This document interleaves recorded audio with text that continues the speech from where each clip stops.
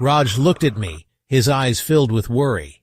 He leaned in, voice low and urgent. "Naraine, you must not go to the house." He warned me the house was not safe, sharing stories of tragedy and fear that surrounded it. "We are left with only you, Naraine. You know you are the last heir of this property, and I don't even have to start again with all the deaths and tragedies that surround it." "What if something happens to you?" "No, I strongly advise you to stay away from this place," he said. Despite his warnings, I felt drawn to it. It was my family's house, and I needed to know the truth. I started looking at the house from there, and felt a bit nostalgic. To the people who were not aware of the history of that house, it was nothing but a spooky house, and for those who did know about it, it was haunted. Raj showed me diary entry written by my grandfather on the day of his death, where he mentioned of hearing some footsteps in the room. However, he found no one there. It also mentioned his seeing the spirit of his great-grandfather, the last line ever mentioned in that diary, the diary that was then as much of a mystery as was the haunted house. My grandfather was later found dead on the floor just a few feet from his table. I looked towards the house from the window. The tall vines in front of that house looked bizarrely frightening. I continued talking with Raj again. "I'll allow your stay there on one condition, that you will alert us immediately if needed. Also, if you successfully complete your stay, I am sure that selling this property would be easier too," he said with a smile. I was given a room in the guest house where I started looking into the books of acoustics written by my grandfather, but instead found some of his diaries. I busied myself in reading those and didn't even notice how much time I took to complete reading all of them. I kept his diaries in my bag since I wanted to read them during my stay in the house. I moved out of the guest house and looked at the sight all around me.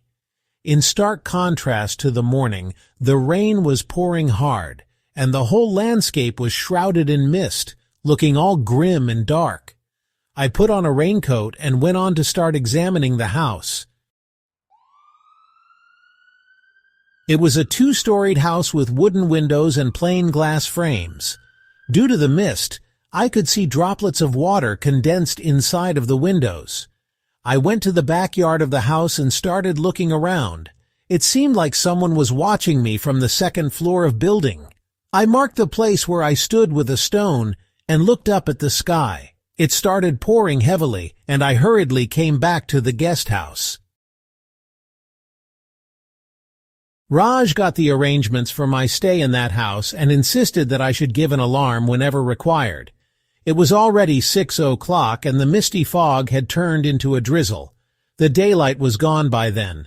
By the time I came back to guest room, the dinner was ready.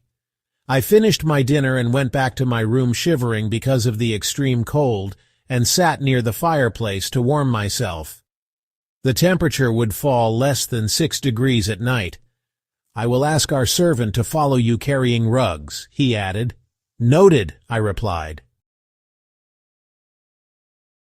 I packed my bag for the night's stay in the bungalow. The hoot of an owl scared me for a moment, but our servant came in at the perfect moment. "Sir, all the arrangements are made. I will accompany you until there." He said. I nodded and smiled at him. "Here, you may need this lantern there," he said, handing it to me. Rain fell steadily. The thick mist rolled down from the hills, swallowing the trees and sky.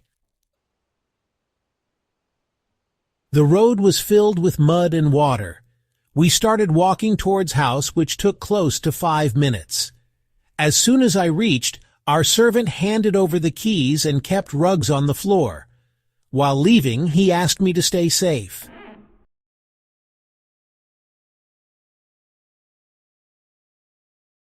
The old key turned with a screech. The heavy door swung open, revealing a darkness deeper than the night outside.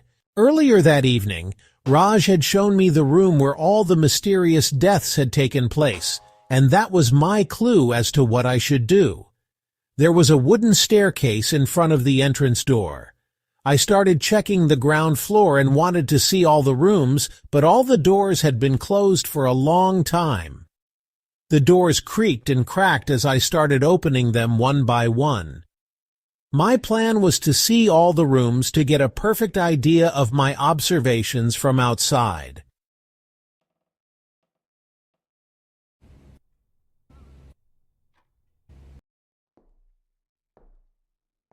The corridor led to a small, dusty study.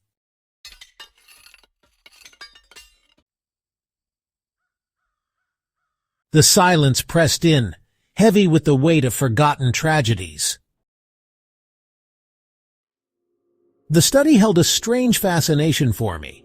It felt like the heart of the bungalow, the center of its mystery. Portraits of our ancestors adorned the walls of all rooms.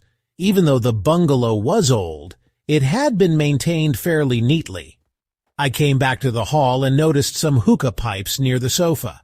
I slowly climbed the stairs and for an instant sensed a presence behind me. I stopped for a few moments in terror and then turned back, but there was no one. Every time I took step, I heard another footstep following me. My hands were shivering by now. I slowly went to the room from where I had felt someone's gaze. I found a huge portrait of my ancestor who had constructed this bungalow, the grandfather of my grandfather. I came to the conclusion that it was this portrait which had led me to believe that someone was watching me. That room was much cooler than the other rooms. Next, I opened the door of the room where my grandfather had died. I blew dust from the cover and opened the first diary. I kept the lantern on the table and checked the time for record. It was 9:40 p.m. After a couple of minutes, I clearly heard some footsteps. There was a short pause, and then I could hear them again. I started concentrating on the sound and waited for it, but it stopped abruptly without warning. I was stunned for a moment, but regained my senses and tried thinking about other things. I wanted to stop thinking about all the creepy things for the time being, so I opened the diaries. It was impossible to concentrate on the books in that room. My mind kept on drifting and I started looking around absent-mindedly. On one side of wall I observed the shadow of a peculiar face. I could make out the shape of a nose and lips.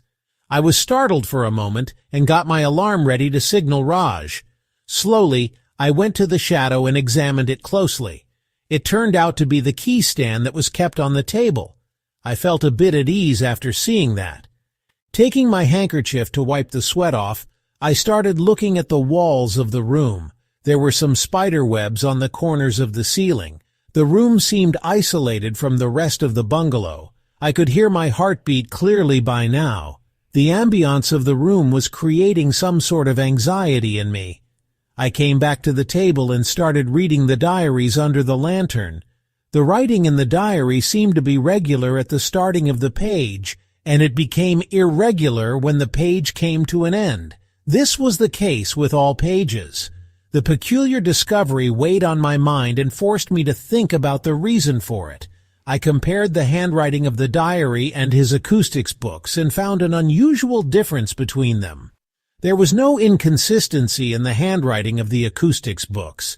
I felt like I was fainting in the room due to over-anxiety. I tried to drink some water, but my body was slowly losing control. Immediately I alarmed Raj, and soon I lost consciousness.